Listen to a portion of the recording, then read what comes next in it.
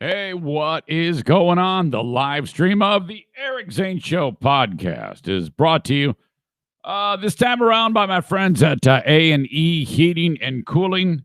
Bad news. The rebate from DTE, which was $450, DTE came back to their senses and said, all right, it's only $200 now. That's not an A&E thing. That's a DTE thing. But still, that's pretty great. If you have a new furnace installed, a high-efficiency furnace installed from Joe Martinez at A&E Heating and Cooling, $200 right off the top.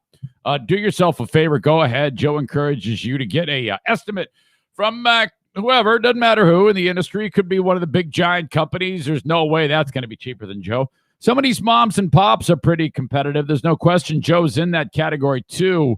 But then you basically... when he gives you his estimate, you're going to say, yeah, this one here's got you beat, Joe. What do you think about that? And that rarely happens. But if it does, he'll go, ay. And then he'll say, all right, I'll beat it. I'll beat it because you're a Zane Show podcast listener. Please call upon Joe if you have any issues heating and cooling. I imagine that's a bummer if you're like in your home and then something bad happens. Like, oh, where do I begin? Who do I call? Well, you got a guy. So when you need him, Joe Martinez, call him at 616-516-8579. Hang on. I got to clear my throat. This whole old man clear your throat thing has been just wreaking havoc on me lately. Hang on. It's awful. God. Jeez. Getting old's tough. I found myself saying that more and more when I'm like seated too long. And then I get up and I'm all rickety. You've seen me on this video, and I've done shows in the past when I have to like get up and like whatever, get the door, move something, and I'm all like can barely move. I'm okay once I get warmed up, but man, jeez, this is gonna be a rough back half of life. Blue Frost IT. I did Tech Tuesday yesterday with Mr. Excitement himself, Alan from Blue Frost IT, and Kenny, who was just sitting there smirking and laughing the whole time during that live stream. Blue Frost IT, the managed IT service provider for the Eric Zane Show podcast. Remember this company, because here's how it's going to happen for a lot of you. You've got your small or medium-sized business. You're probably not going to listen to me when I tell you you should be involved with a monthly service contract from Blue Frost IT. And then one ugly day, something bad is going to happen to your tech. Your computer is going to get screwed up or something like that. And you're going to be like, oh, what do I do? I guess I should call that team that Zane talks about, Blue Frost IT. But you see, then you got to get the ball rolling. And, it's going to take a little time. Wouldn't it be easier just to have that already in place and you say, Alan, fix this shit. And then you just hang up on him and then he does it. Wouldn't that be better? Because I'll tell you what, you're going to lose money if everything goes south on you and you cannot do your work because of your computer. So reach out to Blue Frost IT, the managed IT service provider for the Eric Zane Show podcast. 616-200-8550. This show, each and every morning for the foreseeable future, happens in the Baldwin Ace Hardware Fear Bunker Studio. By the way, Gil Murray from Baldwin Ace Hardware sent me some info yesterday that I was like, I don't know, this seems a little fishy about the election. You might want to vet this one. I've been down this road where I've just ran with it and talked about it. You might want to vet it. Don't be a misinformation spreader. Again, Baldwin Ace Hardware, they sponsor the Eric Zane Show podcast, Fear Bunker Studio, the kings of DIY awesomeness in the Northland. Thank you, Baldwin Ace Hardware. It is Wednesday, the 11th of November, 2020. The Eric Zane Show podcast begins now. Hey, this is Blue State Rob. Blue State Rob.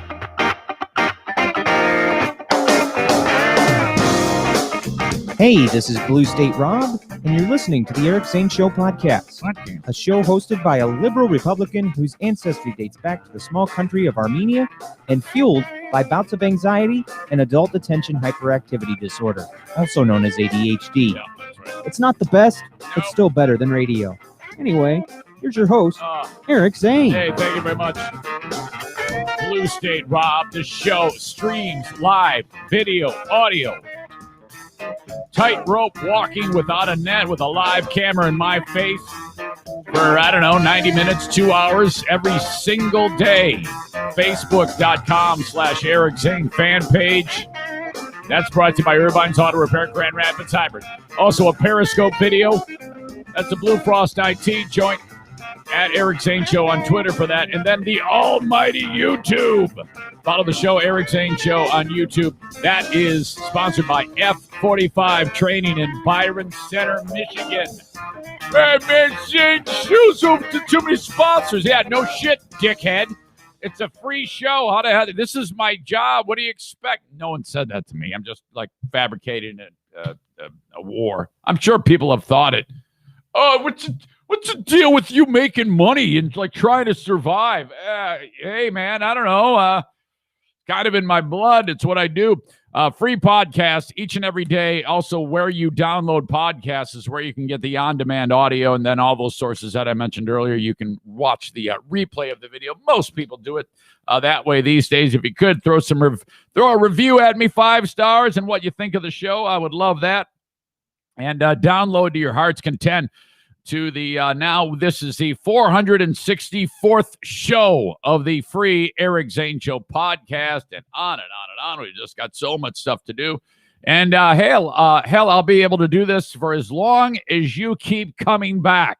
So thank you for all of that. We have a ton of ground to cover on the show. And, where to begin? Let me just start by promoting that Dear Meathead, brought to you by JM Synthetics, happens in just under an hour with my super famous, super sweet father, who, side note, I think, Zaniac Tim D reached out and said, I want to buy your dad's chainsaw. As you know, the Meathead Marketplace, where my dad is trying to sell his shit.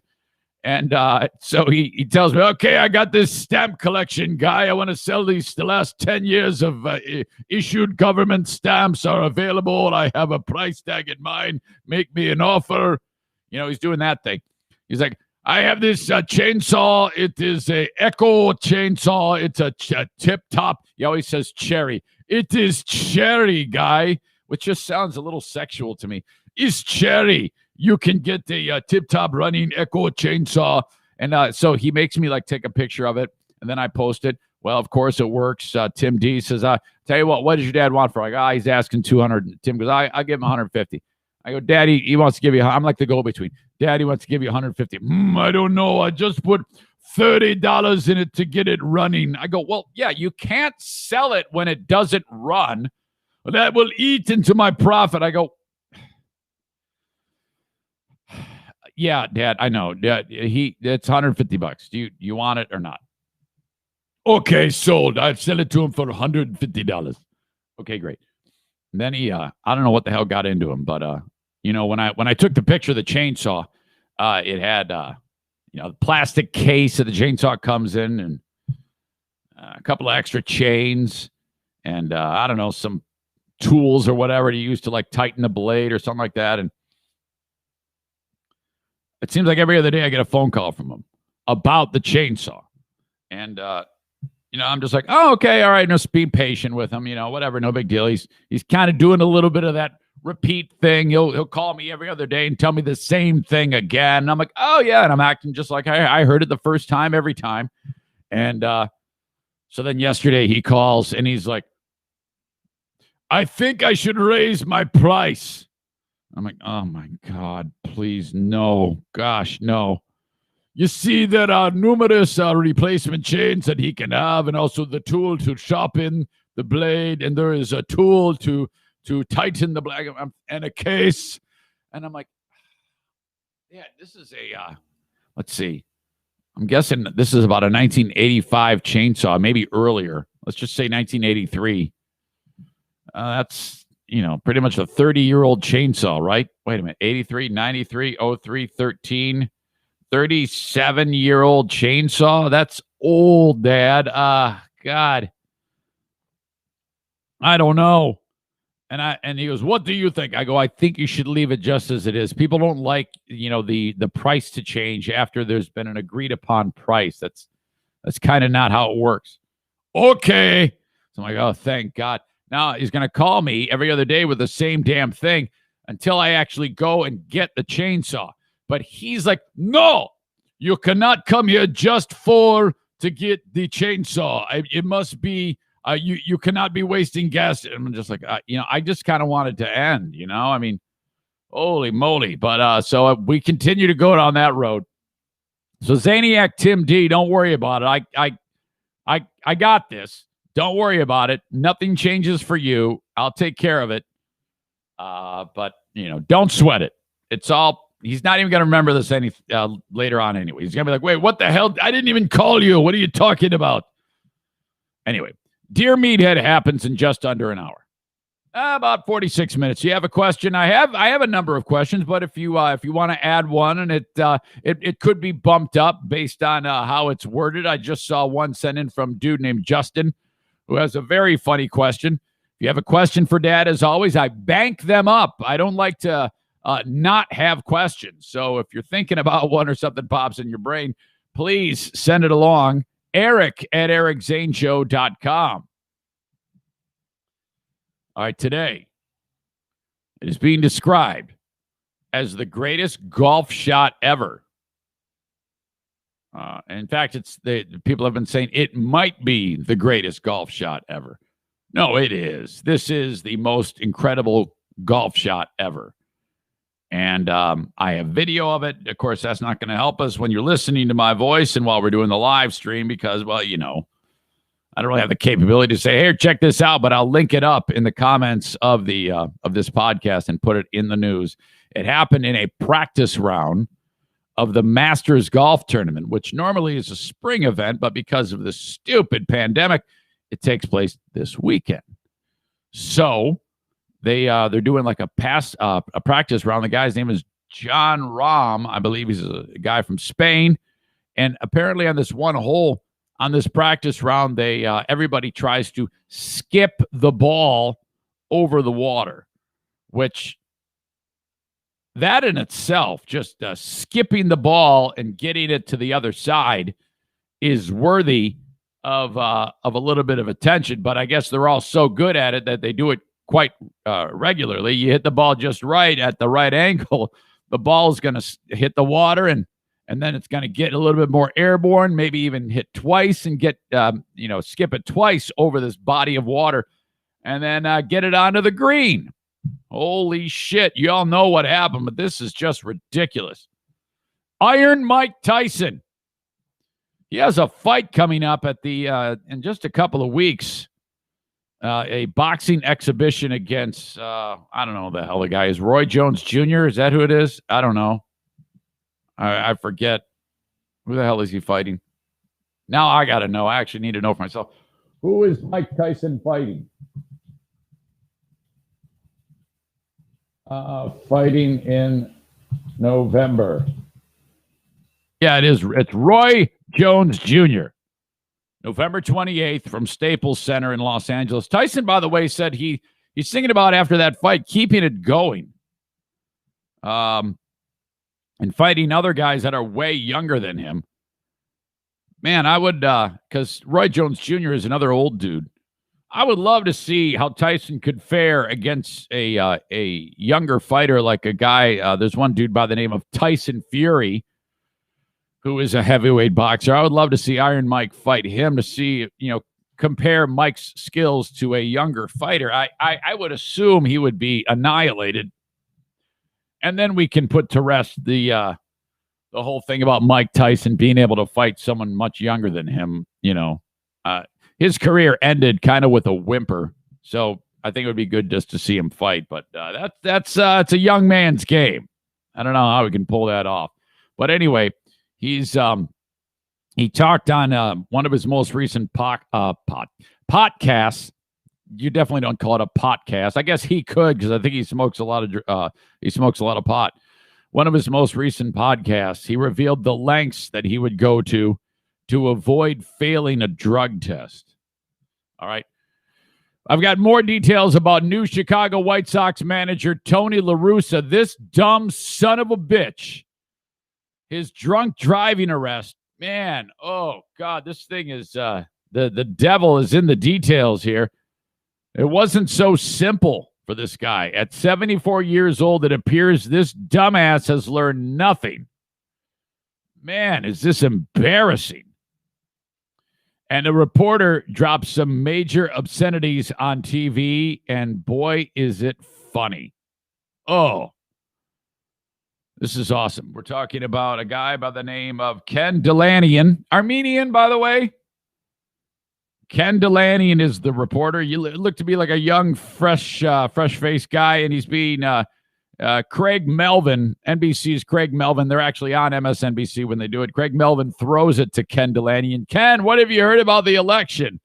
And then Ken is like, uh-oh. And oh, man, what he says is so funny. I cannot wait to play this for you. But first, yesterday, I had the dumbest anxiety attack that I think I've ever had. This one involved raking up the leaves, and I'm like, why am I actually had to go into the house and tell my wife, I go, I need you. I know this sounds ridiculous, but I need you to explain to me why this is not a big deal and how it means nothing in the grand scheme of things. Because sometimes it's when I'm going to bed, sometimes when I'm freaking raking leaves or giving the dog a bath, my brain fabricates a thing that does not exist. Man, Zaniac Megan sent me a funny TikTok video of some guy dancing around his bed before he dives into bed. And it's as he's dancing to the music and jumping into the bed, it's written on the video. Well, it's bedtime now. This is what I do before I go to bed and fabricate all these scenarios that don't exist as I lay awake in bed and ponder them until the wee hours of the morning or something like that. That's me. That describes me. And I'm like, I should have just looked at that video because, oh my God, this is so stupid. I spent 3 or 4 hours yesterday in the backyard and just doing what everybody does this time of year. No big deal, you know. You blow the leaves out into the open areas of the yard, and then you rake them, you mow them, whatever. It doesn't matter. They're freaking leaves. This is not rocket science. Now, I had for a while been raving about the idea that you just mow over the leaves on the mulch setting, and then you attach the bag, and then you go over them again and get them all up into the bag. Problem, though, the amount of leaves that I pushed over onto the lawn was so substantial that even when I went over them with the mulch, it produced, oh, God. You know, like in a field when they cut all the hay down and it's laying there, and then they put the thing over it and they make those big giant egg rolls of hay. It's like that in the backyard. So when I then put the bag on and go over those mulched leaves to scoop them up into the bag, well, you roll the lawnmower like 6 inches and the bag's full. And I'm like, oh, fuck. And I've got a lot. There is like yards and yards and yards of these mulched leaves that need to be picked up. And I've been out there for like extended time. And I'm looking at all this and I go, this is a real bitch. And that it's like 5 p.m. So it's starting to get really dark. And so I grabbed the bag off it and I'm dumping it out, and I'm dumping it in one of those stupid ass stand-up paper bags, you know, that you see. And oh God, only like 1/3 of it is actually going in the bag. It's a real pain in the ass. And then the amount of time it takes me to do all this it's not adding up. I'm like, oh God, that means like it's like 3, 4, 5 minutes for just to do one bag, to gather it up into the lawnmower bag and then dump it out into here. That takes a lot of time. And then move it another 6 inches, the bag's full again. Oh shit, this is gonna take forever. And then I'm like, All right, I'm better off at this point just using the rake, raking all this shit into piles and then scooping it up and throwing it away. It's actually quicker. So I abandon my what I've touted as the greatest thing in the world. It works only to a point. I have learned that you cannot do this technique when you have, oh my God, 2 gigantic oak trees and a maple tree full of leaves. It does not work. Do not do this if you have too many leaves. If you do mulch them, then just pick them up, throw them away. Do not run the mower back over them. It's an absolute abortion. And I'm like, oh, fuck. It's like really dark now. And I'm raking away. And it's hard to rake because it's all mulch. It's like raking dirt at this point. It's real heavy. And it's like, oh, shit. And I can't see dick. And I'm like, and then I start having a full-on anxiety attack about these leaves. And in my brain, I'm like, well, it's never going to get done. And then these piles are going to stay here. It's going to kill the grass. And then I'm going to look like a fucking redneck. And it's just terrible. And the whole house might as well be torn down. Oh, my God, I need a new roof. Holy shit, what am I going to do about that? Oh, no, the podcast sucks. Oh, man, I'm going to die. Oh, God, I got the kidney donation. Oh, man, the dog just shit on the cement. Oh, motherfucker. And it's just like, I can feel these waves just hitting me, crashing down. Oh, my God, what is going on? Now, obviously, I'm fine right now because I'm ripping me a new asshole and making fun of this. But this is good. You got to make fun of this because now I'm not the same person. Because the way it goes for me is I gotta run over to the queen of the forest and I go, all right, you got to talk to me. What do you want me to say? She's like, what? You got to talk to me about how this is not a big deal. This is serious. This actually happens. She's like, what do you mean? I go, no. First she comes out. I go, honey, I'm hungry and I'm thirsty. And she's like, okay, he's having a panic attack. He's having a panic/anxiety attack. She goes, what would you like me to do for you? I go, I need food and I need some water. She knows that I'm coming unglued. She goes, okay, do you want a snack or do you want like sandwiches? I go, I don't care as long as it's food. She comes out. She got 2 roast beef sandwiches and a glass of water. I go, this is perfect. Just cram it all in. It's still completely dark. I'm standing there amongst all these leaves. And then I go, I need you to tell me that this is not a big deal. She goes, what? What's not a big deal? I go, what do you mean? All these leaves. She's like, what? Why would you think it's a big deal? What are you talking about? I go, well, there's a pile of leaves here. It's dark, and I'm not done, and it's about to rain. Uh-huh. She goes, well, so what? What is that even? Huh? I go, yeah, I don't know. Yeah, you're right. And she didn't really say anything. She just kind of looked at me like I was cuckoo for Cocoa Puffs. And then I was like, this is stupid. I should not be. This is what you're going to do, Eric. You're going to put all this shit inside. You're going to go inside and you're going to carry on with the rest of the day. And then tomorrow, when you get a free minute or two, you can come back and pick some more of this shit up. And then that's pretty much it. There is not much more we can do at this point. Sorry, you're running out of daylight and it's about to start pouring down rain. And boy, did it rain. It was like 75 degrees here yesterday. And there's one of these cold fronts that was moving through the country and it hit. So it's the old clash of warm air, cold air, and kaboom, kablamo, rain, yikes. It's like 35, 40 degrees colder right now where I'm at. So what a dumbass thing. This is my brain. This is what I do. And it's just so silly to me. And I swear it to me. At the time, it's a huge, huge problem. Am I describing you? I bet you I am, because every time I go down this road, I get numerous emails saying, oh my God, I do the same damn thing. Shit. All right. So yesterday, part of my day was, and I'm getting a little bit better at this, but for a period of time, I was like, boy, what is going on?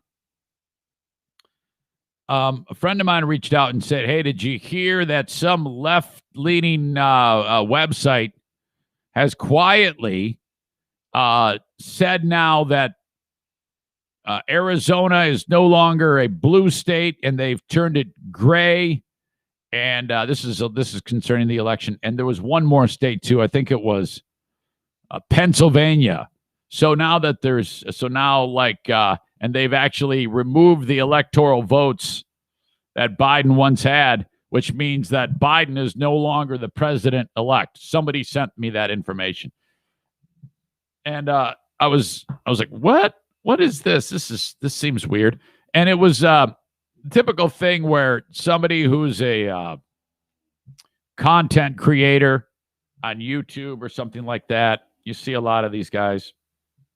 I guess it's no different than what I do, except they have a lot more people that watch them, but they're way into the politics of this, and in a lot of cases, they're purveyors of misinformation, because he was like holding up his a recording device to this website and showing this and giving proof that the election is not in hand anymore and that he is no longer President-elect Biden.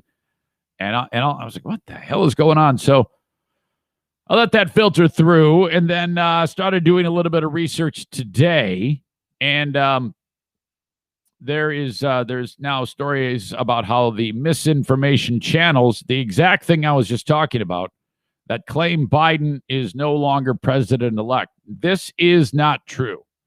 And I need you to understand that when you see this and then you send it to people, you're spreading things that don't exist, and you're contributing to a problem. Trump continues to hang on that,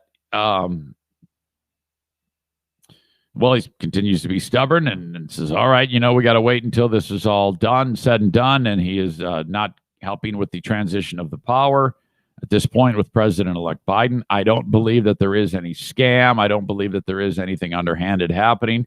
But I also agree with Trump that when he is trying to make 100% sure that he is not the loser of this election. I get it. I understand what he's doing.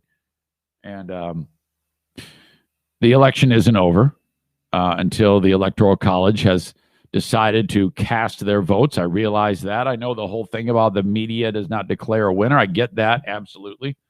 But for these states that have determined that Biden was the winner by however many votes, you do give Biden that state.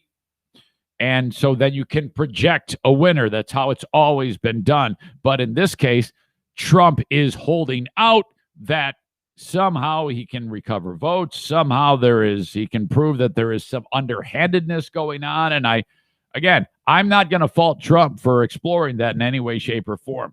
If he determines that the fix was in, well, good for him. That means that he did work it out in the face of all that adversity. So I don't fault that guy for any of that. And again, to be perfectly clear, I voted for the dude. Do I think that there is anything underhanded? No. Do I think that he will be reelected? No. I think Biden will be the president. I think he is the president-elect. Just how I feel. But this story about, Arizona's now changed. It was blue, it's now red, and Pennsylvania's changed. Or it was blue, it's now gray, Pennsylvania. And so they're withdrawing their electoral votes and all this shit going on. Widespread allegations that President-elect Joe Biden stole the election are now tinged with unfounded claims that the media outlets are rescinding their calls. This is what I was talking about, of certain states, or are changing their projections in ways that disfavor Biden. This is not true. But they continue to circulate virally on social media and show how, for online platforms, the problem of misinformation is as serious as ever. Because all this does is bolster the side, the people who voted for Trump, who are staunch that the fix is in, and it causes division. It's not healthy. It's bad. And one prominent example, a YouTube video wrongly claiming Joe Biden is losing his status as U.S. president-elect. This is the exact video I was talking about. has racked up more than 1 million views as of yesterday afternoon and has been shared widely in the top-performing Facebook groups devoted to politics. The main source cited by the video is a misinformed and now removed tweet by Trump advisor Pam Bondi, who falsely claimed that the website Real Clear Politics had reversed its projection that Biden had won Pennsylvania's electoral college votes. That claim has been repeated by Trump's personal lawyer, Rudy Giuliani, fresh off of his Four Seasons landscaping appearance.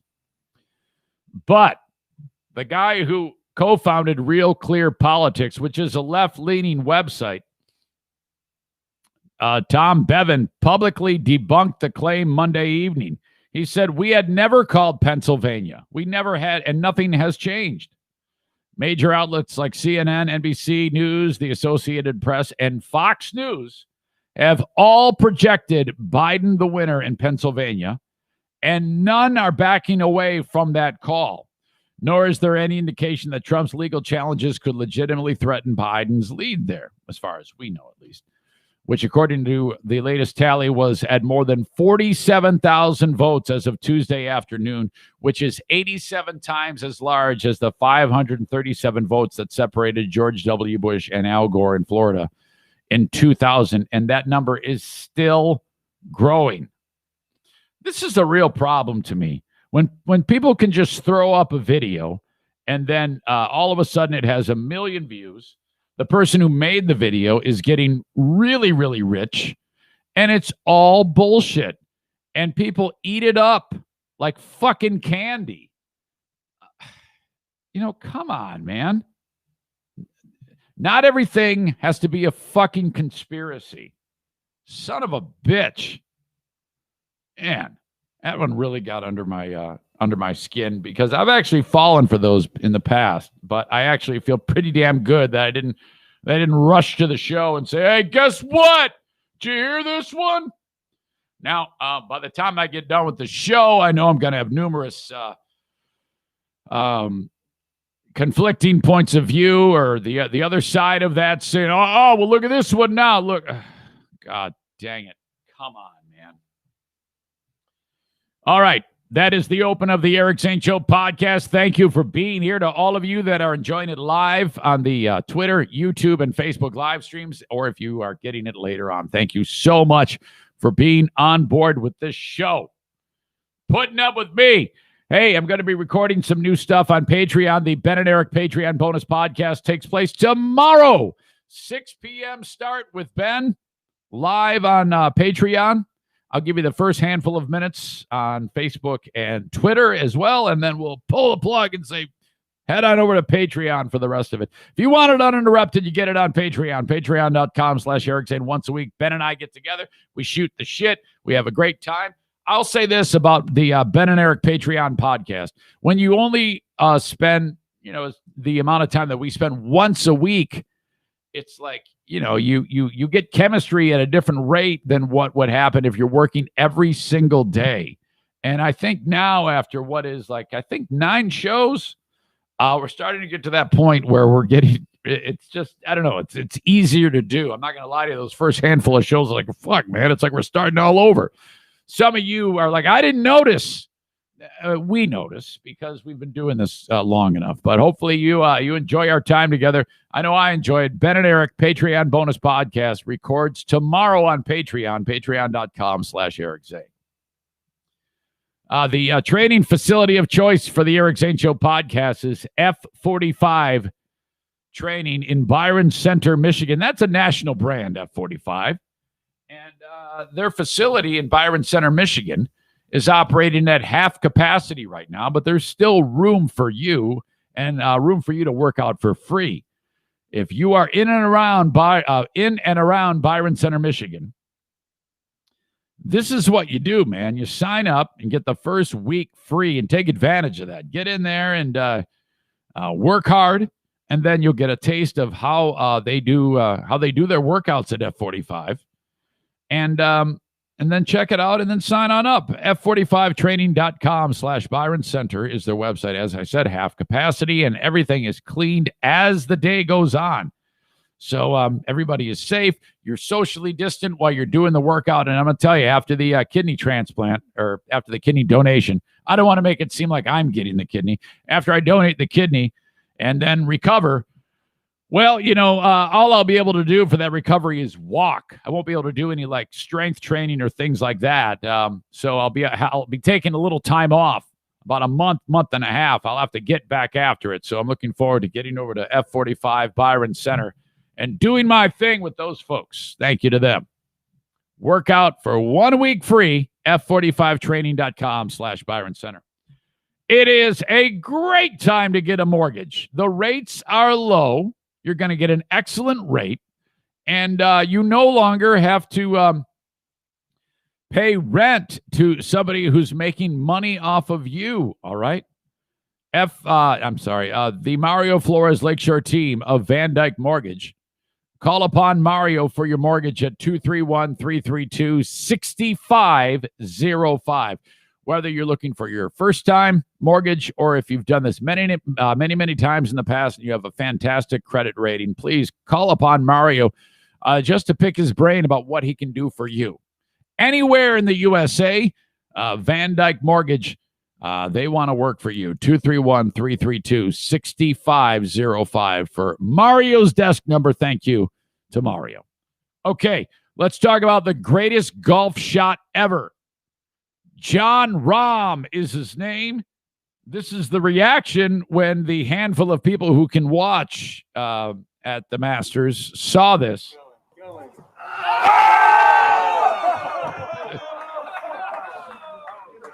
It just that reaction just doesn't do it justice. You as the ball is slowly curving towards the hole, you hear the guy go, "It's going." My God.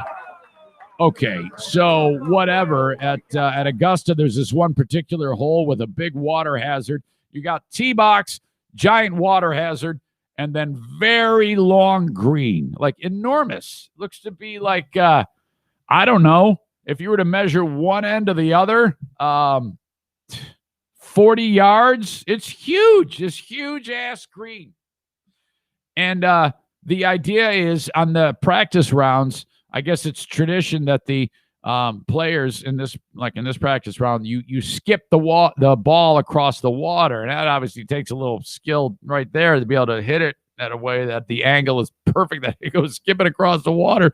So on this shot, sure as shit, man, it's taken from where the green is, the video, and you see him hit it, and then it's going like 1,000,000 miles an hour, kapling, once, and I think it skipped twice, actually. I couldn't really tell. It was moving so fast, and then it just kicks up onto the green, and then slows down considerably, and it's just like putt, putt, putt, barely just rolling along, and it's on the outside of the green, not on the fringe, but it's kind of just rolling. And then as it's running out of steam, it goes up a slight little incline on the green, and then causing it to break, and does a very gentle but for sure turn to the left, slopey, roly, losing steam but rolling just fast enough, and son of a bitch into the cup. That by the time it got done skipping the water and hit the green, it rolled for 15 seconds, maybe more. I mean, it's just ridiculous. What an impossible thing to have happen. And the dude did it, and so, oh my God. Absolutely incredible. You must take the time to see this video. This is like the must see for the day. It really is. It is just spectacular. It was like it looked like a miniature golf shot, when you put it through the windmill or the clown's mouth, or you bank it off the fucking thing that angles it in, and then, or it goes in the hole and then it spins loop to loop, and then it comes out someplace and somehow it rolls in. That would have been easier than what we saw here. At this point, I'm like, oh, holy shit, he's got to hit it off of a bird or something like that to ever top it, but it was that great. My God, was that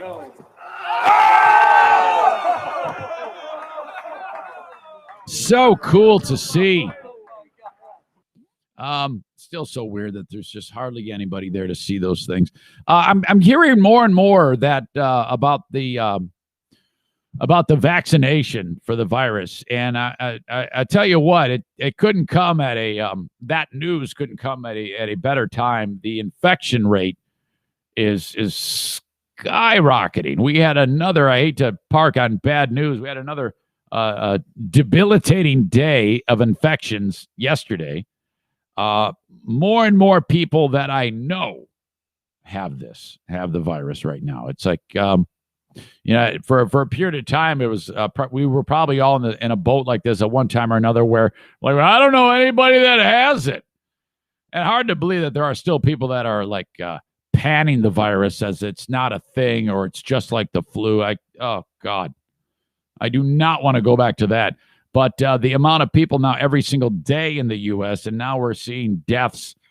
Oh boy, it's not quite like it was way back when we were having more than 2,000 a day. But I think we approached like 1,200 yesterday, and state of Michigan 85 yesterday, maybe a little bit more. So we're getting to that weird spot again. Hospitals are packed. And some of these hospitals and some of your bigger places are having to do the old overflow on hospital beds. So this is, and for me, I'm just kind of like, hang on. Don't get sick, Eric. Please don't get sick, because that would screw up everything on this kidney transplant, on this kidney donation. I just want to get that done, and I want to get this kidney into this recipient so that this person can try to get back to some normal degree of life. But here we are just now a few weeks away. Please don't get sick. I think the big concern for me is that my wife works in a setting where there are a mass of people, the school. And I'm like, oh, God. I'm kind of hoping that the schools say, all right, we're gonna pack it down. We're going to shut it down for a little bit and pack up everything for a little while and just kind of let this take the edge off a little bit, because it's starting to get a little bit dicey, a little bit scary. CDC is now saying that, okay, with the mask, and by the way, if it goes like I think it's going to go, where Biden is the president, probably you better wrap your mind around it now. There being a national mask mandate. And so I'm not saying how you should think or anything like that. I'm just preparing you that is probably going to be a thing once his presidency starts. Remember when Trump would sit there and he did the executive order, and then he'd show it to everybody, Biden's going to do the same thing. He's going to say mask, and then we're all going to go, oh, fuck. The mask, now the latest from the CDC, and I understand that this is, I don't know what to believe, and I agree with you. It's ever changing.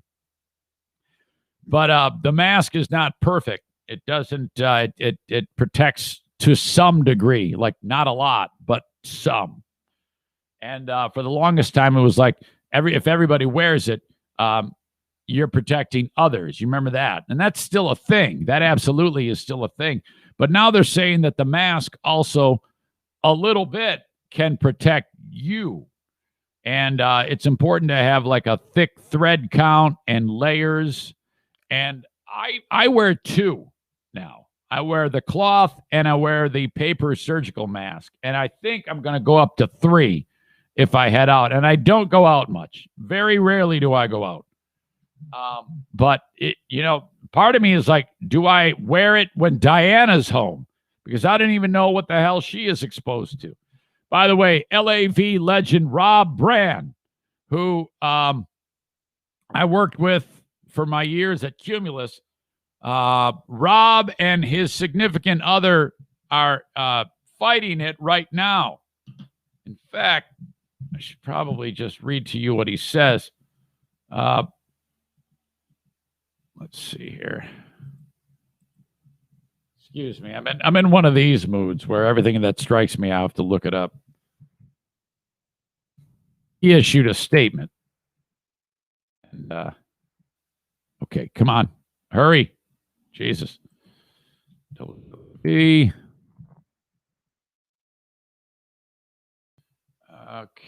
what did Rob write?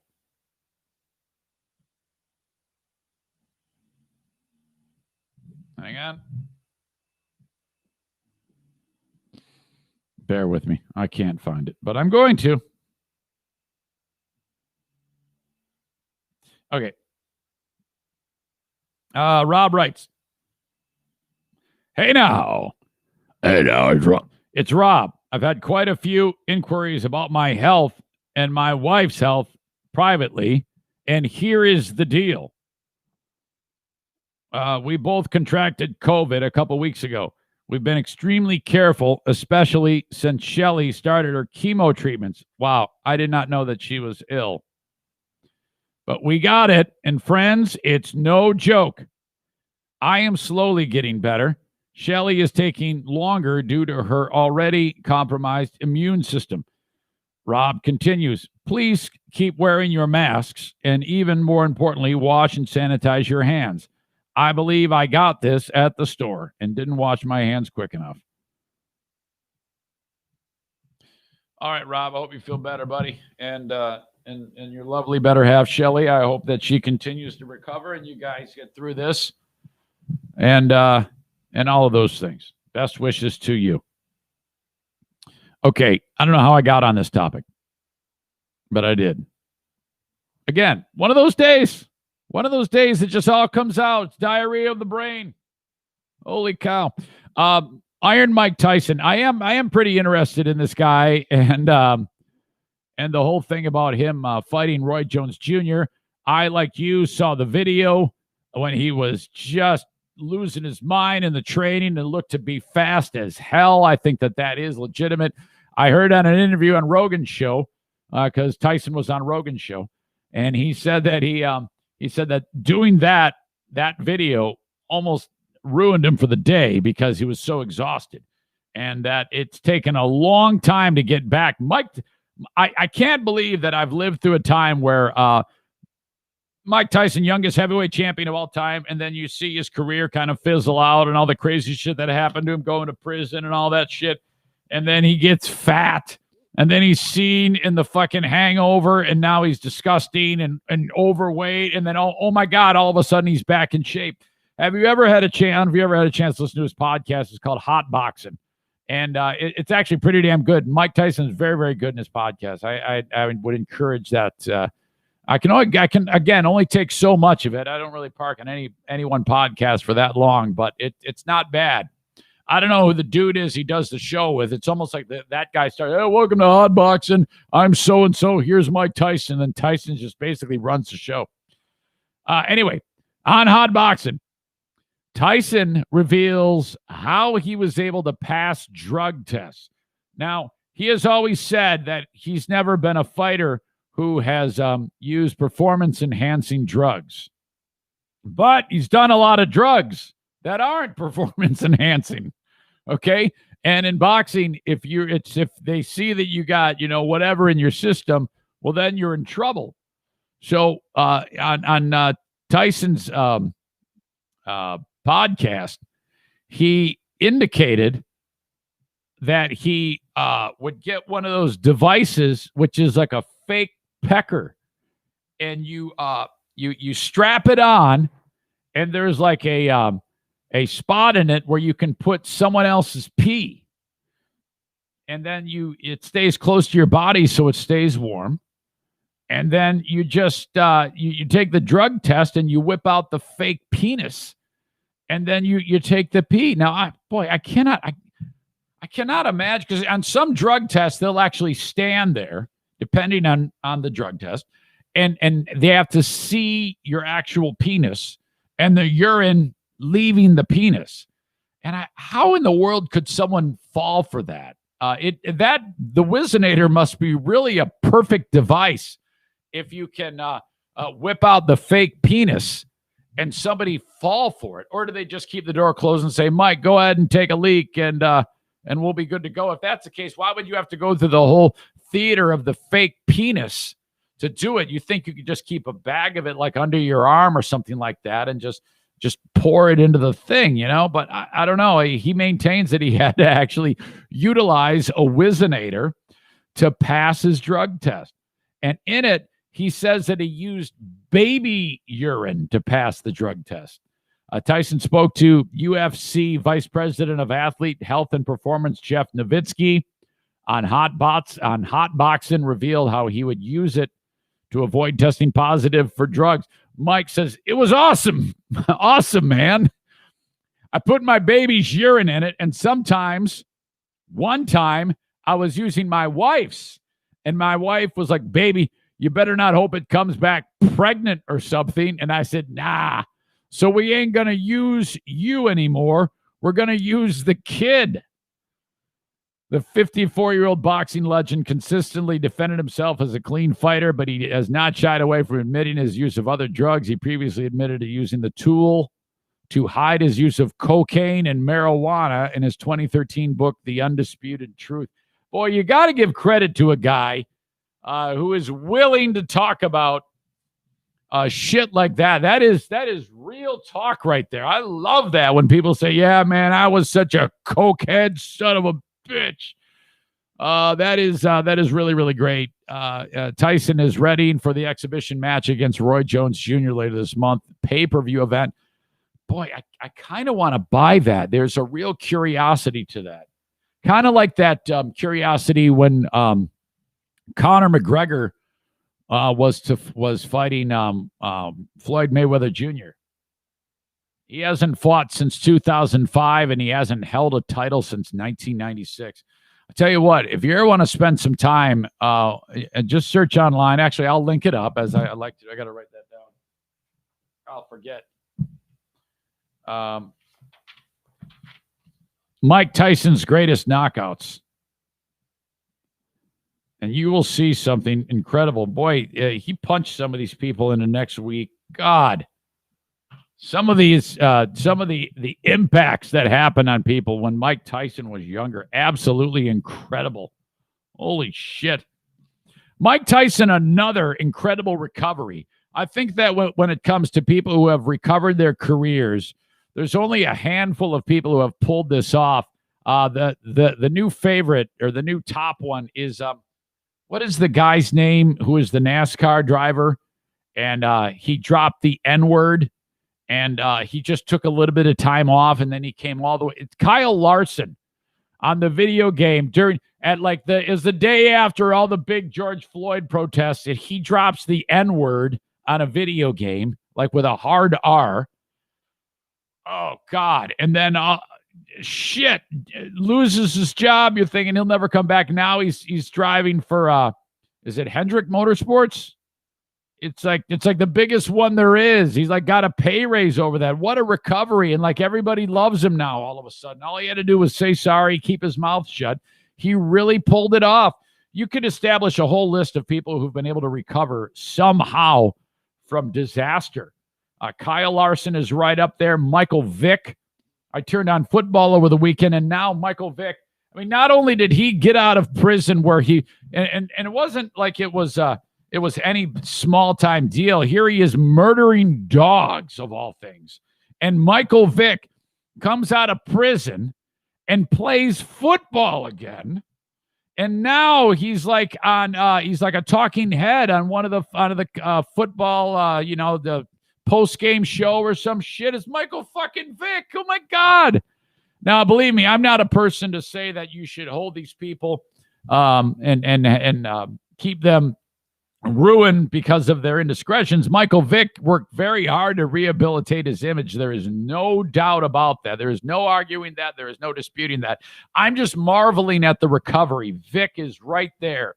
Vick, Mike Tyson, Kyle Larson. If you remember back, Marv Albert. Yes, he hired a hooker, and he was caught like dressed up as a woman, and then he assaulted the hooker. I think he bit her like multiple times on the back or something like that, and he recovered. That was no big deal. If you have any suggestions on the Eric Zane Show podcast recovery list, I'd love to hear it. Eric at ericzaneshow.com. or leave it in the comments of Facebook or whatever you're watching this podcast on. Okay, so that's Tyson. He'll be fighting at the end of November. Folks, TC Paintball inviting you to join me for the Eric Zane Show podcast, Paintball War 11. The Kidney Offensive. The day before Thanksgiving at noon is when we do this, and I need more of you. I don't want to be sweating this. I just told you how I had an anxiety attack over leaves, for God's sake. Don't make me sweat it. Sign up by giving me an RSVP, eric@ericzaneshow.com, and then we'll be in business, all right? Tell me how many are coming to the event at TC Paintball in Grand Rapids. $35, paint, gun, mask. You get it all. Free pizza party from BC Pizza Grand Rapids beforehand. Starts at noon. I'll be there, but I'll be away from you wearing my 5 masks. Okay? And then we play paintball. And if you want to get together with a group of your friends and family or whatever it is, and you want to do a paintball event, they've got all the socially distant protocols there. Hell, you're trying to stay away from each other when you do paintball. TCPaintballGR.com. Kent County Health Department reminding you that anything you need COVID-related, you can reach out to them at 616-632-7100 or go to their website, accesskent.com/health. 4 COVID testing stations. You can stay right in your car. And also, there's plenty of other bits of information concerning your health and COVID that they have on their website that you might not be aware of. Call upon my friends at the Kent County Health Department today. And then, of course, how about BK Guns and Stuff? Part of the team of Saranac shit kickers out there. BK Guns and Stuff. They want you to reach out to them if you need any work done on your weaponry, maybe some customization, cleaning, firearms transfers, or just if you want to buy a firearm. BK Guns and Stuff. 616-902-2447. There you go. Thank you once again to BK Guns and Stuff. All right. Putting the finishing touches on getting Dad in here. Dad, as always, is brought to you by my friends at JM Synthetics for all of your AMSOIL products online at jmsynthetics.com. All right. Let's bring him in right now. My dad joining us for a Dear Meathead once again. Johnny on the spot, guy. Where are you?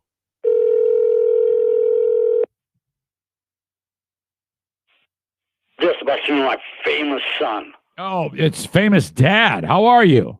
Oh, not too bad, honey. You sound great. Yeah, I feel good. Yeah? Yeah. How about you?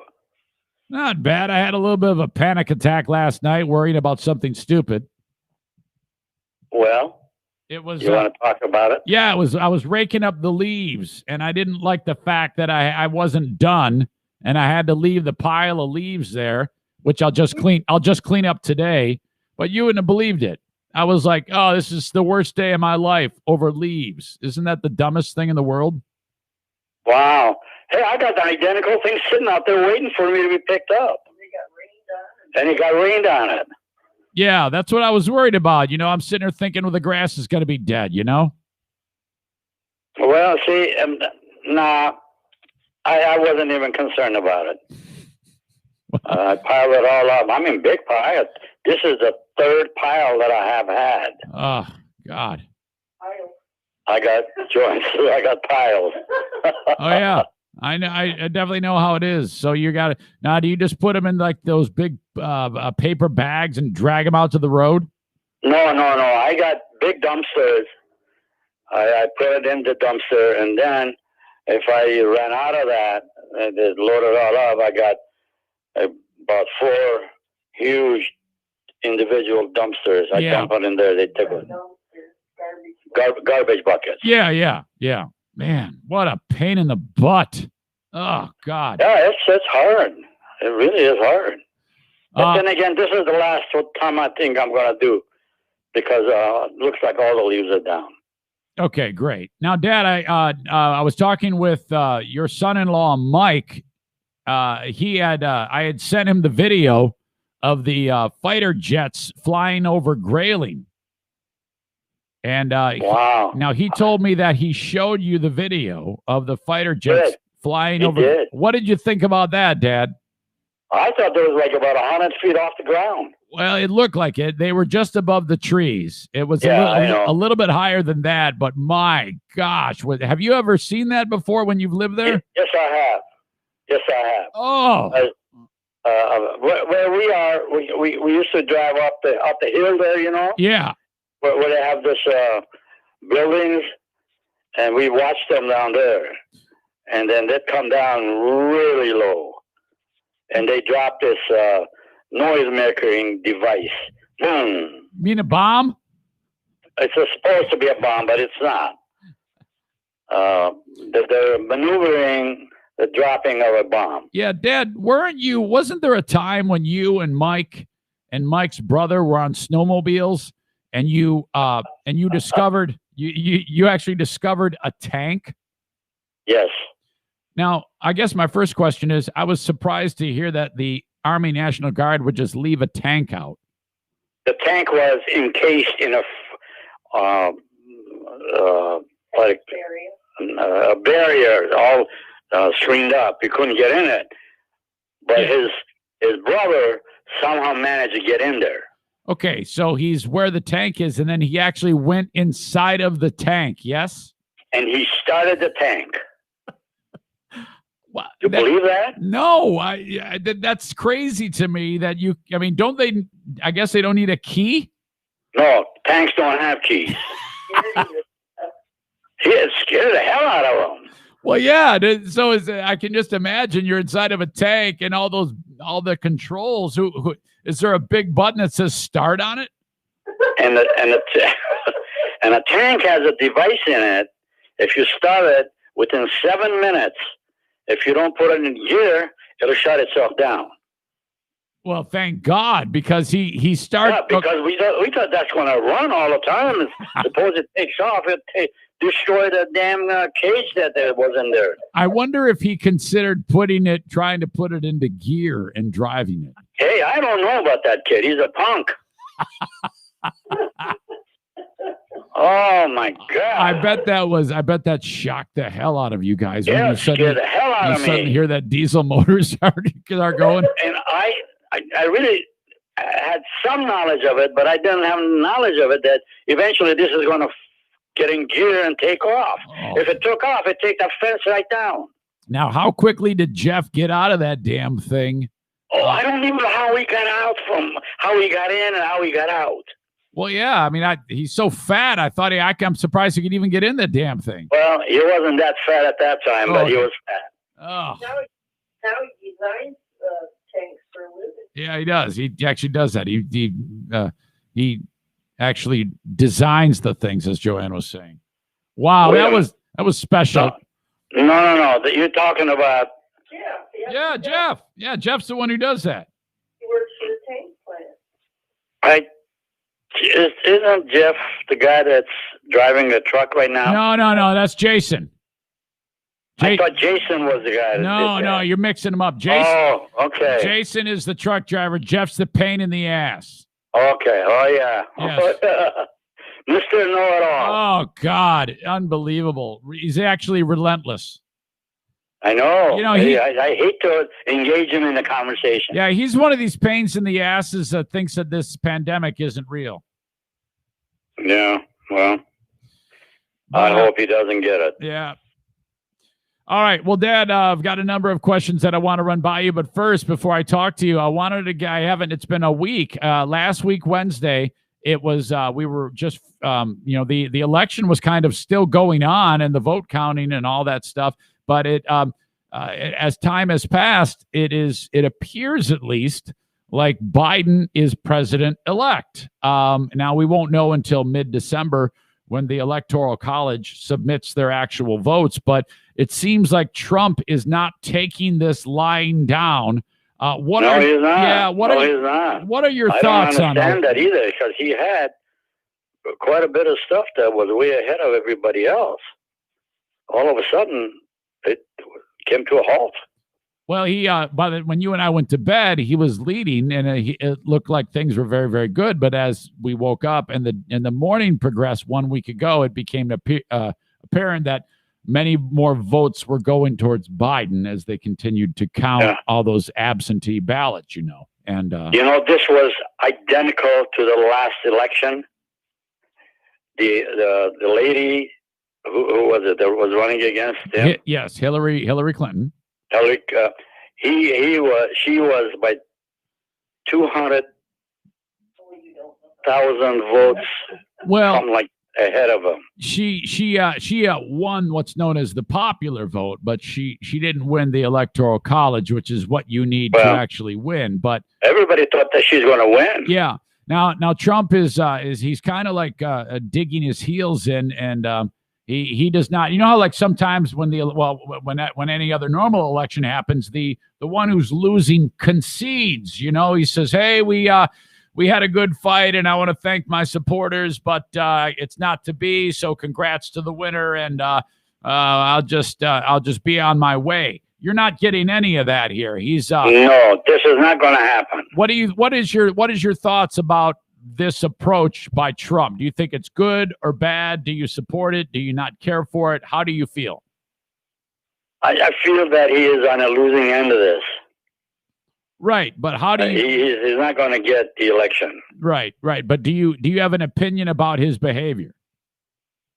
Well, he is a very hard guy to get along with as far as that goes. If he's not going to win, he's make it hard for you. Hillary wasn't there either. According to Joanne, Hillary wasn't so hot. Yeah, I'm sure. I don't think it was nearly, but of course she wasn't an incumbent. She was a candidate, and Trump. Yeah, but I don't understand how these numbers could go the way it did. Oh, I think they explained it. You remember how like in Michigan, of the more than 5 million voters, 3.1 million of them were mailed in. So there was a huge. I mean, it took a long time, and once they finally were able to count them all, it became apparent that Biden was the guy in Michigan. I don't get it. I really don't get it. What do you mean? What? This is the most unusual election I've ever seen.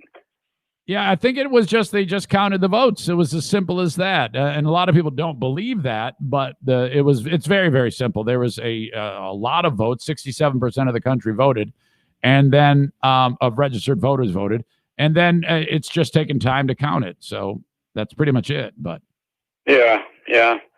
I don't know. I cannot predict what's going on. Yeah, not a political person, but then again. Yeah, now Trump I have my feelings who I should be voting for. Right. Now, Dad, Trump is saying that there's a scam. Do you think there's a scam?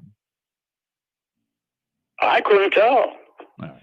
I have no idea. I'm not political. I don't know what went where. All right. I'm only going by number of votes. Okay. I have a question from Justin, and he writes this, Dad. Listen up. Hi, Justin. He says, Dear Meathead, last week I walked into my bedroom and I found my wife who was getting dressed in front of the bedroom window. It was dark outside and the lights were on inside of the room, so it was very easy to see in. The blinds were wide open. She was nude in front of the window for at least 10 seconds where anyone could have seen her. Should I be concerned about that she just carelessly flashed the whole neighborhood? Thanks, Meathead. What are your thoughts? No, I don't think so. I mean, that could be easily just a mental telepathy to, hey, I didn't think about it. Why make a case out of something that doesn't exist? So... Well, wait a minute. Are you telling me that if it's dark outside and Joanne is in your room and she's 100% naked in a lit room in front of the window, that's a problem or not a problem?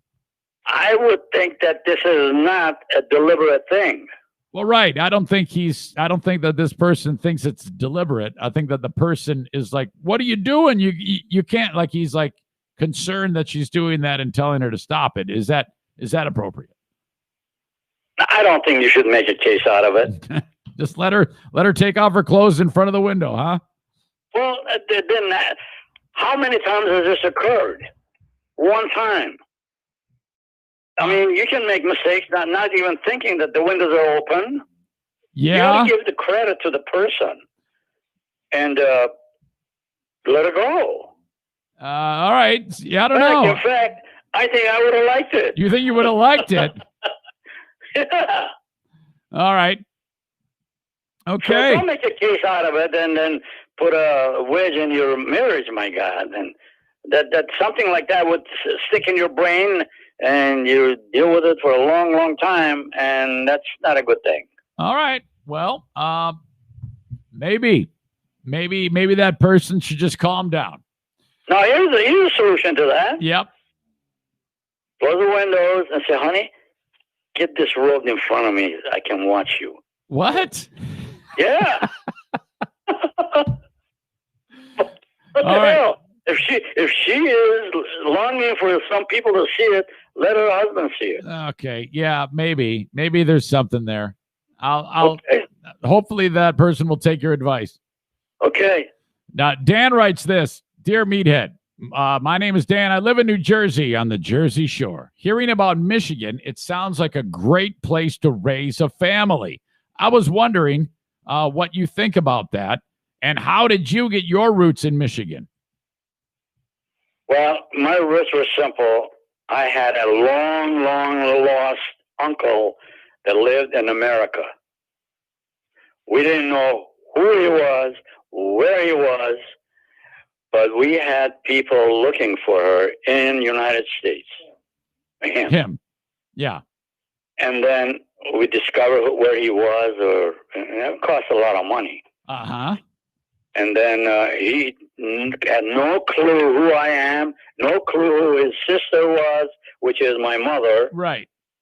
You know, he didn't. He was a little boy, left. They sent him away when he was a maybe 5-year-old kid. Right. And he ended up in England. And how in the hell he agreed to the fact that he's an uncle of mine, I don't know. Are you sure it was your uncle or not just some guy who was like... It's my uncle. And my... it had my mom's last name or something like that. I don't know. Right. Her maiden name, you know. Yeah. Now, and so somehow or other, and she was here. He was here in Michigan. He was in the insurance industry. Yeah. Now, if I remember correctly, you got there, and it's the first time you'd ever laid eyes on the guy. You show up, like a cab lets you out in front of his house, and you walk in. How did he react when you walked up to him? Oh, I can't remember that, you know, but they welcomed me. Oh, here's Reuben. They call me Reuben, you know. Yeah. And they welcomed me. Okay. And that's how you got started. Oh, shit hit the fan later on. Now, Dad, would he speak Armenian to you? No, I had no clue what Armenian was. Okay, so he had been he had not been in that setting where that was the spoken language. Sure, and now I had no clue what English was. Right. Oh my God, I cannot imagine how strange that must have been for everybody there. I could put pieces together, because I dealt with a lot of the American sergeants and so forth in your country, and I somewhat of an English. So, Dad, what do you think about his question about moving to Michigan or living in Michigan? It seems like a great place to live. Do you agree with that? Do you like living in Michigan? Well, I definitely would be a foolish person to say no. It's a great place to live in. I mean, hey, I've been here many, many years, and I love it. Yeah, Dad. Some people, when it gets cold, they like wish that they could move to Florida, and they like move to Florida for like half a year. I know my mom and Wally did that for a period of time. Did that ever appeal to you, Dad? Well, I have 4 perfect seasons here, and I've been acclimated to this all my life here. So We don't have tsunamis. I don't have tsunamis. I don't have fires. I don't have anything. So this is just a great state to live in. All right. Very and the good. people of it are just great. All right, Dad, I'm moving on. I've got a question from an anonymous person. It's some sensitive sensitive facts and questions and want your advice. Anonymous writes, Dear Meathead, I surely love your advice. Can I get some, get your perspective and Joanne's perspective on this too? This person writes, I have a general frustration and dissatisfaction with my work life and my personal life. Some of it, I think, is the weirdness of the pandemic, but some of it might just be life. How do you deal with times when you just don't feel like things aren't going your way or the way that you want? Thank you for your advice. Signed, Anonymous. Well, I'm a forever optimist. I keep thinking, hey, I'm in the same boat as you are. I'm really uppity with the anger and all that, but I try not to let it happen by keeping busy with something. Throughout my day, I'm not an indoor person. I'm an outdoors. I keep busy. And this will pass. The only thing that I have is now you have to keep yourself in good health. That is the key, because when this passes, you have to be on this earth to enjoy the things that are coming your way. Yeah. If it happens, and God forbid you're infected, well, that's God's will. You can't, you can't change that. Well, I mean that is you're right. You can't change that. If it happens, can't change that. I think got out of it. I think what you're saying, it's beyond your control to some degree, but not exactly. I mean, if you take some precautions, you can give yourself the best chance to. Yeah, you can control it by locking up yourself in a house and don't go out and all that. But then again, that is a terrible life. Yeah, I think that it's important. I think Joanne would agree that any gigantic decisions and contemplating your future and your existence, I think you got to give yourself a fair shot with this and wait until until this kind of ends, which might take a little while longer. My suggestion is no big decisions or anything like that concerning your life and like job or your marriage. Just keep the car on the road right now. Take it easy. And the rest will fall into place when the time is right, is at least how I would handle that. Joanne, what do you think? What do you think, Joanne? I think that's exactly right. And tell yourself some good thoughts. There you go. I like that. Some people tell me, hey, Eric, if you want to end your anxiety or at least get it under control, try to focus on the task at hand, the one thing at a time mentality, which works most of the time. Didn't work for me yesterday when I was panicking about the leaves, but still, my mind tends to go in several directions, and I think that's important to keep that like in focus, Sure. you know. And the issue of leaves, I want to touch base on it. Hey, it was so windy in here.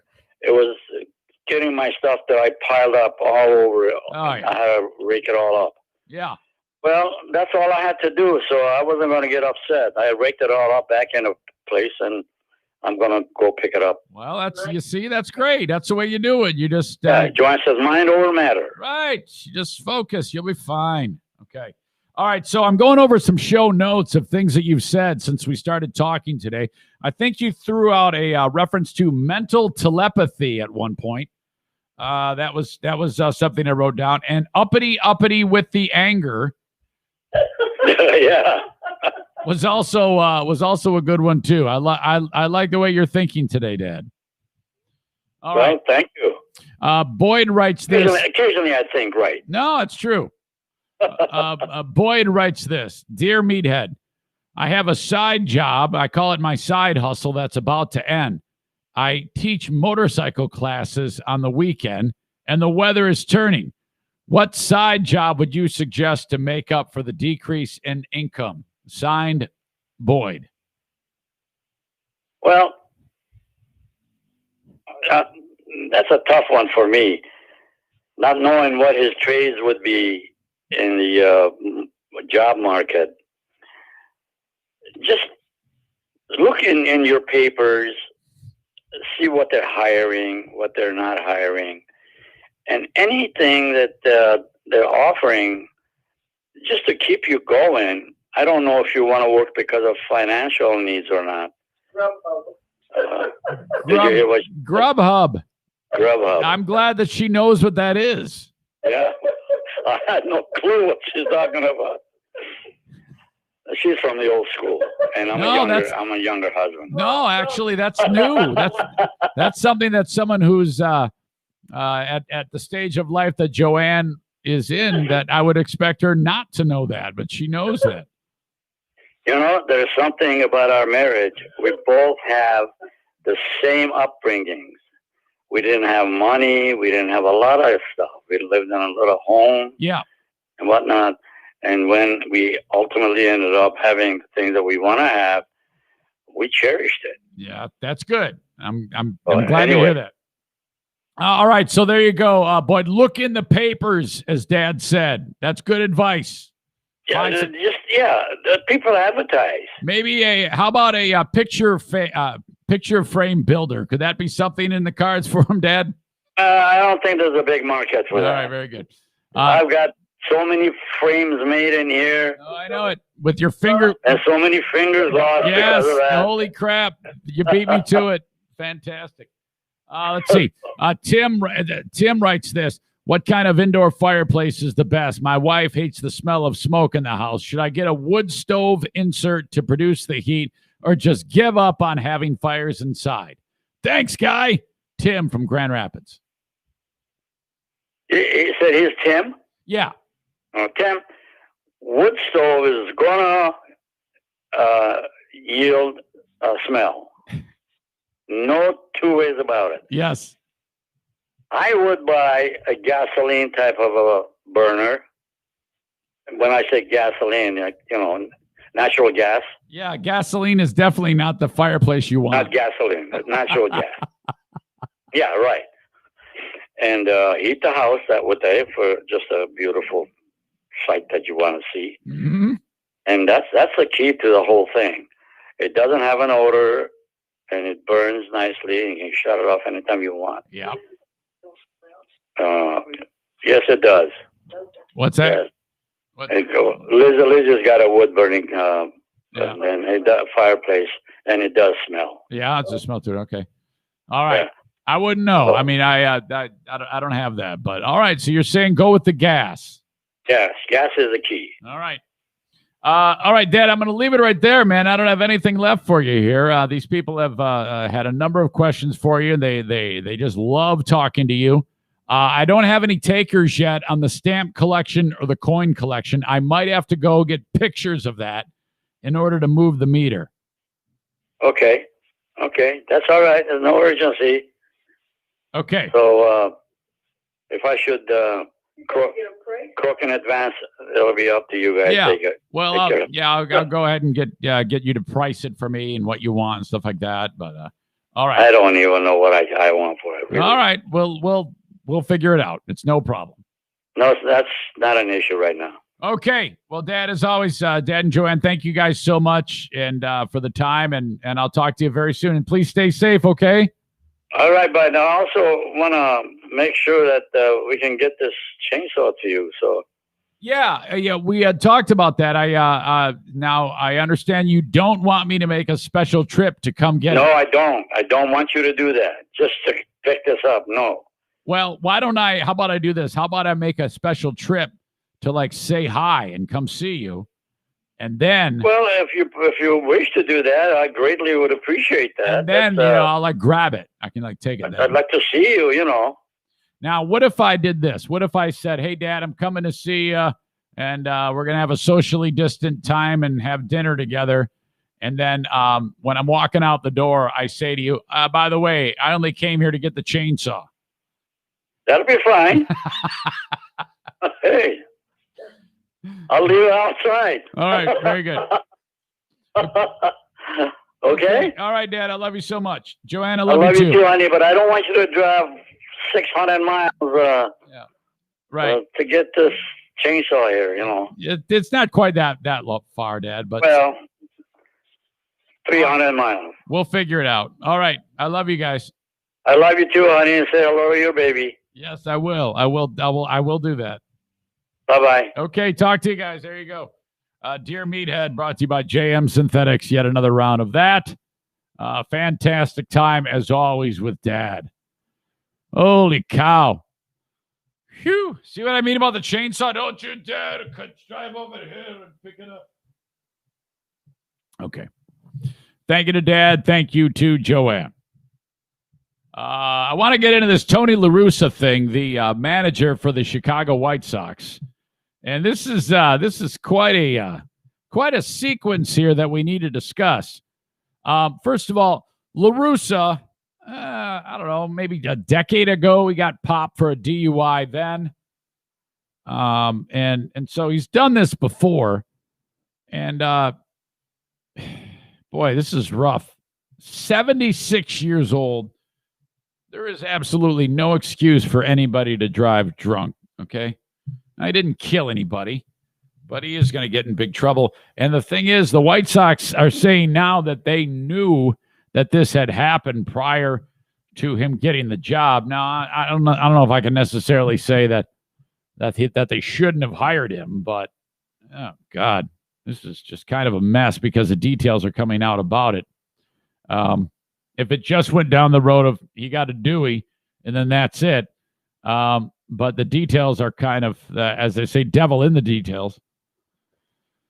The story is that he did a lot of "don't you know who I am" as he was arrested. This happened way back in late October. The Dewey in Maricopa County, Arizona. Blood and breath tests taken the night of his February arrest show his blood alcohol level over the 0.08 limit. All right. The article from ESPN says, the White Sox knew about the pending charges, which were actually filed one day before the team officially hired him. And so it is the second offense. The first one was in 2007, actually, in Florida. Initial details of the arrest were provided in an affidavit from the arresting officer. The incident report by the Arizona Department of Public Safety fills in gaps and shows Larussa appearing incoherent, referring multiple times to his Hall of Fame credentials. Okay, this is how it all started. The cop walks up to the car, which was blocking the right-hand lane on State Route 143. Larussa said, "Hey, I got a flat tire. I hit something once I got on the 43, he said. Larussa said he was returning from dinner with friends with the California Angels baseball team. Apparently, Larussa's not too good with details because it's known as 143, the road, and they're no longer the California Angels. They're the Los Angeles Angels. He was a special advisor for that team before the White Sox hired him to manage. He hadn't been in baseball for 9 years.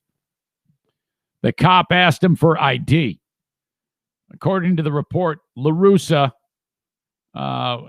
was like, yeah, whatever. He's like on the phone talking to AAA about the flat tire, and the cop's like, give me your ID. The officer repeated the command, and Larussa then was pulling everything out of his wallet, trying to find his driver's license. He threw money and other cards out in the passenger seat, but could not produce the license. The officer then asked him to hang up his phone and to work more closely on getting the license. While shuffling through his money and cards, Larussa twice passed over the license, and the cop's like, there it is, there it is. And the guy, he's not paying attention to him. He's just continued to shuffle through all these fucking cards. And then he finally hands it to the cop. The officer asked Larussa, I think I need to get you out of the car for a field sobriety test. Larussa said, hey, man, I don't know. I had a hip replacement 4 weeks ago. And he said, why are we doing tests? I'll tell you why you're doing tests, you dumb fuck. You're drunk. The officer said, well, I smell the booze. How do you think you're going to be able to get away with this if you've been drinking and you actually get pulled over? To me, it's you might as well just start by saying, "Hey, I've been drinking. Give me the test. Let's get it over with." Okay, no need for any of this field sobriety shit. Let's just take the test and move on. I've been drinking. I'm hoping I pass. If I don't, we're going to have to fucking deal with this. Side note. When I used to drink, there was more than I've told these two stories in the past, but there was 2 times when I could very easily have been arrested for drunk driving. Time number 1, in Saginaw, Michigan, at a radio event with Z93. The only way you could watch the Lions games back then in the early 90s was by going to a facility that had closed circuit television. And there was a place called Saginaw Cinema and Suds. And it was a movie theater where you could drink. I mean, that was a big deal back then. So they would get the closed circuit, and then the people would watch the Lions lose every home game, because the Lions home games, they weren't televised because they wouldn't sell out. And if they don't sell out, they don't televise the games locally. So we came up with this idea to show up and charge people at the door. It was great. And so we're sitting there getting drunk, and I'm drinking my ass off, and Queen of the Forest and I are sitting there. She's like, "Woo, yeah, look at my tits. Oh, yeah, who's going to do me?" No, she wasn't really doing that.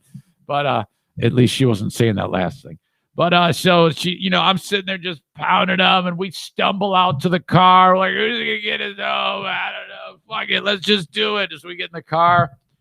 And, we're all pissed off because the Lions lose again. I got a long way to drive back to Mount Pleasant. I got to go Saginaw to Mount Pleasant. That's a haul. And I'm drunk. I'm not buzzed. I'm drunk. I'm like sloshed, hammered. And I'm like barely awake driving this car. It's amazing. I'm on a part of the road where this stretch of road is called M20, where it's one lane going one way, another lane. It's a death road. Drunks cross that line all the time, and whammo, and here I am, fucking 22 years old, just blitzed, son of a bitch. And then there's a cop behind me. It's a state cop.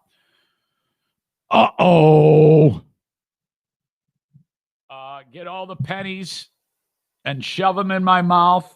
I had been convinced that if you put coins in your mouth, you can defeat the breathalyzer. That's a myth. It's not true. My wife, she said, "What the fuck is wrong with you?" I'm taking all this change and putting it in my mouth. Cop comes close. I spit it all back out, put it back in there. And then, I'm completely drunk. And I rolled down the window, and then I look at him and I say, "Hi, officer, what's the problem?" Calmly. Now, I somehow had the ability to pull it together. I don't know if that was radio work, training, or what, but I was suddenly not drunk, according to what he saw. And he goes, "Well, I got you speeding there. You were doing so-and-so, I don't know, 670 and a 55. Can I see your license, insurance, all that shit?" "Oh, yeah. Oh, my gosh. Well, that's ridiculous. Honey, can you grab that out of the glove box for me?" "Okay, here you go." Oh, my God, what an idiot I am. "Yeah, okay, just wait right there. I'll be right back." Now, I stink. I'm drunk. It's just remarkable. And he comes walking back up to the car. He has a ticket. And he goes, "Here you go, Mr. Eric. Here's your driver's license proof and all that shit. And I'm going to give you a ticket. I'm only going to give it I'm not going to give it for as fast as you were going. It's going to save you a little bit of money, but it is." He gives me all this information, and that was it. This was the worst cop ever. How could he not know? I mean, seriously. Oh, that was so lucky. I should have marks all over my record. This is one of the reasons why I quit drinking, because I'm just a menace. I am the worst. Thank God this is no longer an issue. Son of a bitch. And then the other time, I was with Push-Up Paul, and I pulled out into the road, and you know how, like, when you make a left, you get in the left turn lane, and then then merge over to the right when it's so busy you can't get all the way across. You kind of get in the left lane and then cruise at a slow speed. Well, I did that. I got in that left lane, and I'm looking over my right shoulder. Paul's next to me. He's bombed. He's half awake. I'm shit-faced. And while I'm looking over my right shoulder, I see a clearing, and I punch it. But in front of me, another lady is in front of me, and she wants to actually make a left, but I don't even know that she's there. And I just smashed the shit out of her car. So immediately Paul wakes up. I'm like, oh, son of a bitch. And he sees me shoving pennies in my mouth. And I'm like, son of, and he goes, what the fuck are you doing, you stupid asshole? Putting pennies in your mouth. Job at work, man. And I don't know why. I mean, there was no cop there, so I'm not sure why I was shoving the pennies in my mouth. So then she gets out, and I have, I tell you what, I must be living right, or must have been living right, because I spit out the pennies. I get out of the car. I go walking up to her, and I go, and I remember saying to her, don't call the cops. Don't call the cops. And she's looking at me. Now, if someone says you don't call the cops, don't call the cops. What do? You call the cops. And she doesn't know that I'm drunk. And she goes, well, I don't know. It looks to be nothing wrong with the car. And you see, this is proof positive that I live a charmed life, because there absolutely was something wrong with the car. The bumper was mangled. I have smashed the shit out of her car. And I have no idea what happened. There's some genie that's casting a spell on her that says, your car looks perfectly fine. You will not, because a Vulcan mind trick, or whatever, using the force, you will not call the cops. Your car looks fine. You will move on and not call the cops. There, you did not see him spitting coins into his hand. He is not drunk. And she's like, oh, okay, sounds good. And she gets in the car and she leaves. That was it. I think I fucking got off scot-free. Nothing happened. Oh, my God. Thank God in June of 96, I said, now is the time to stop. You're going to kill someone. Man. Larussa gets out of the car, and he says, why are we doing the tests? The officer says, well, I can smell it on you. The officer discussed administering a portable breath test. Larussa said, well, I don't trust that. And the cop said, you don't have to. Blow into this. And then Larussa, according to the report, said, quote, what makes you think I don't have control of my facilities? Well, I think evidence piece number one, you're not saying that right. It's supposed to be have control of my faculties. We don't care about you not having control of your facilities, idiot. Again, how crazy is it that in that sentence, he actually speaks it like he's drunk when he's trying to make the case that he's not drunk. What makes you think I don't have control of my facilities? Dummy agreed to the breath test. He says, whatever, if it gets me out of here. It's not. He then blew a .090. .090. He'd be dead. The officer placed Larussa under arrest for a Dewey. When read his Miranda rights, Larussa said, quote, I don't know my rights because you told me once I blow into that thing, we'd be done. So is he under the impression that if he blows into it, he gets to go home? Because it sure seems that way in that quote. The officer asked if Larussa had any drinks. He replied that he had one glass of wine at dinner. Before the arresting officer placed him in a vehicle, Larussa said, okay, this is where it gets great. Do you see my ring? When asked what he meant, Larussa said, I'm a Hall of Famer baseball person. He continued. So now we get into the don't you know who I am. I'm legit. I'm a Hall of Famer, brother. You're trying to embarrass me. If I'm the cop, I'm like, I don't care. I don't care at all. And you're doing a hell of a job embarrassing yourself right now. The only thing that could be worse is if you suddenly started shoving coins in your mouth. I heard about one asshole in Michigan who does that from time to time. Once at the police station, Larussa requested a phone call 1:07 a.m. around 90 minutes after the arrest. He was asked to speak with a supervisor. According to the report, he declined to submit a blood sample to test his blood alcohol content. I'm not doing this. He says, that's all right. We'll get a warrant. Not hard to do. They got the warrant. They took the draw. And it is test. And now it's registering 0.095. When reached for comment on Monday night, Larussa picked up the phone like someone from ESPN has the number. They go, all right, let's call this number. And Larussa picks it up and he says, I have nothing to say. And he hung up the phone. A message left Tuesday for Larussa's lawyer, Larry Kazan, was not returned. And that is that. No big deal. I mean, a Dewey is a Dewey. It's awful that this guy can't get it right. I mean, seriously, at that age, 76 years old, how can you be such a fuck up? Here you are, infinitely wealthy, with so much to lose, your life, someone else's life, your freedom over something like that. And considering there should be no excuse in this day and age for drunk driving because of rideshare programs. And hell, there was no excuse back then when all they had was cabs. There's a million and one ways to get from one place to the other. And the fact that he at this advanced age continues to make such stupid decisions. If I'm his boss, the Chicago White Sox, I don't. And you know this. How can you let him slide? There had to have been a moment in time when they were courting him to take the job where they said, so, yeah, we're aware that you got another Dewey. What's going on there?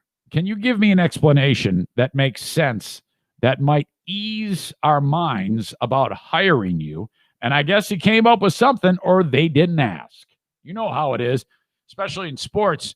If you are a performer, they'll let you get away with anything. Maybe there was a little bit of that there, but this doesn't. Tell you what, it makes that A.J. Hinch hire by the Detroit Tigers look a little bit better instead of a dumbass like Larussa. Holy shit. Okay, I've got a great bit of audio that I want to play for you, and it concerns reporter Ken Delanian from MSNBC. Boy, do I feel bad for this guy. It is a really, really a great piece of audio, though. And Craig Melvin, the studio reporter from MSNBC, who threw it to Ken Delanian. And then, he probably dropped some awesome swear words on the air. I love this clip so much. It makes me so happy. Okay. I'll get to that in just a second. But, as I've talked about many times, this podcast is kept alive each and every day. Now, this is 464 of them since being fired on January 4th, 2019, that I've been able to do my content, do my thing, throw in a sponsor or two here and there. And, the exposure that I give them, hoping that you, the audience, will call upon them when in need. And that's basically been it. And I'll continue to do that until either no one's listening anymore or no sponsors are banging on the door. I will do this for as long as possible. So it will stay that way if you engage the sponsors. Everybody's got a car, and if you are in West Michigan, I'm encouraging you to make Irvine's Auto Repair Grand Rapids Hybrid the place to get your car fixed. You actually can do so much to keep this podcast going. If you like it, please engage the sponsors, especially one like Irvine's, which I know all of you have cars. And if you're in the West Michigan area, please call upon them. 616-532-6600. If you have an Asian, domestic, or a European model car, please take it to Irvine's Auto Repair Grand Rapids Hybrid. On their website, irvines.com, you'll see all their great Google reviews. If you are in West Michigan, they are on 44th Street, just east of 131 by 3 blocks. The street is called Stafford that they're on. There they are. Reach out to Irvine's at 616-532-6600. Good news, Megan. Good news. I should have in my possession today my dog sweaters for O'Neill and Bruce. O'Neill is brought to you by Irvine's Auto Repair. Bruce by Grand Rapids Hybrid. Now, the actual sweaters don't have the logos on them. But what I then do is take the sweaters to Jen Belgraf, who has the logos on fabric, and then she is going to, because she's a master quilter, put them appropriately on the sides of the dog sweaters. I tried this before by just ordering one from some website and it looked like shit. Was not the right thing. So as it gets cooler in here, that's going to be awesome. Really stoked about that. Okay, call upon Horizon Hydroponics as well. That's Horizen, hydroponics.com. Indoor growing season is here. No matter what you're growing, tomatoes, celery, cucumbers, pumpkins, marigolds, I don't care. Sequoia trees. You need Horizon Hydroponics. Oh, cannabis. I'm not going to lie. Most of the people that are customers of Horizon Hydroponics are growing cannabis. And no matter where you are, you need Horizon Hydroponics for all of the things necessary to make that possible. You know, all the equipment, all the necessary additives and chemicals and soils and things. And, you know, you can order that online at horizonhydroponics.com, Horizen, hydroponics.com. Orders $250 and over, free shipping anywhere in the USA, okay? And if you use the coupon code Zane Show at checkout, you'll save 10%. So that is cool. Or if you're a brick and mortar type of person, Alpine in Grand Rapids, they're there. Growers Outlet, Byron Center, Kalamazoo, and Lansing. All this info is on the website, and you can even call them up and say, hey, what do I buy online to make this happen? This. Okay, great. Click, buy it. It's awesome. It's all set up for you. Thank you to John and Bridget from Horizon Hydroponics. And last but not least today, there's always one sponsor that gets last, and I always rotate them, but every show it's different. But still, just as important. I can't stress this enough. If you want a nice bottle of wine, you want a great growler of beer, you want a bottle of grappa, you need to call upon Great Lakes Winery, Brewery, Distillery. They are west of US 31 on East Lakewood Boulevard, across from the luxurious Windmill Estates Mobile Home Park. Mobile Home Park. Why is that hard for me to say? If you're in the area, get a bottle of wine. You are helping keep a local business afloat. And, you know, it's been difficult during a pandemic to do just that. A business like Great Legs relies on the regulars coming in and having a drink. Okay. And well, that's compromised now because of the pandemic, but they are fighting. They are fighting to keep it going. If you just drop by, get some booze, say hi, and leave, you're going to make them put them in a much better spot. So please remember the sponsors. As always, they are struggling. All of my sponsors, nearly all of my sponsors, are mom and pop, and they count on you. Great Legs Winery, Brewery, Distillery in Holland, Michigan. Thank you. All right. So Bob Melvin, I actually like this guy, Bob Melvin. He's pretty damn good reporter on. I see him on NBC all the time and on MSNBC. Seems like a nice dude. Interviewing another one of. It seems like there's so many Armenians that are in media, whether it be radio, TV, or in some cases podcasting from a dormer above their garage. I hadn't yet heard of Ken Delanyan until this. That's a bummer for him. He just got a lot more famous. I don't know what the hell was going on here. Craig Melvin was just throwing it to Delanyan, who supposedly had some info about the election, Trump, Biden, the transition, Trump being not wanting to concede. I don't know. And it looked like Delanyan was paying attention to what Craig Melvin was saying. And then it was just so simple. He just threw it to him the way he's probably done a million times. Ken, what have you learned, sir? Ken looks like deer in the headlights. And then he looks down and then says something under his breath. But we all heard it. And then the reaction from Craig Melvin. I think we lost Ken. Oh, my God. Listen to this. Delaney has some new reporting on something that we talked about at the top of the hour, how the Trump administration is handling the transition with the incoming Biden team, or not handling it, we should say, to a certain extent. This time, it involves our intelligence community. Ken, what have you learned, sir? Oh, shit. Fuck. Okay. Think we lost Ken for a second. We'll try to get him back there. Meanwhile, there's some new fallout over the election. It's also playing out at the Melvin, though. I mean, dude has just holy shit. Melvin had the deer run out in front and he did not swerve. Oh, that is great on many levels. The Melvin keeping the car on the road despite what has just happened. And Delaney, and that was just a spectacular. Oh, shit. It's like he got the yips or something. Oh, shit. Oh, fuck. It's like that episode of the Brady Bunch when the one kid froze when they were on TV.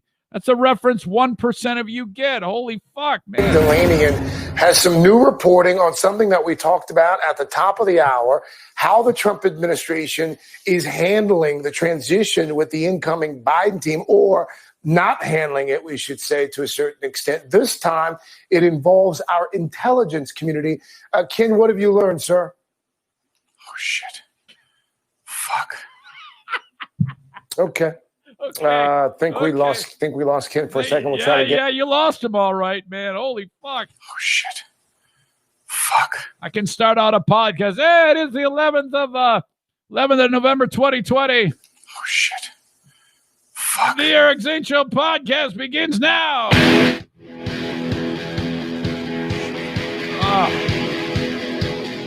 Oh man, that was spectacular. Holy crap, was that great, man. So back there.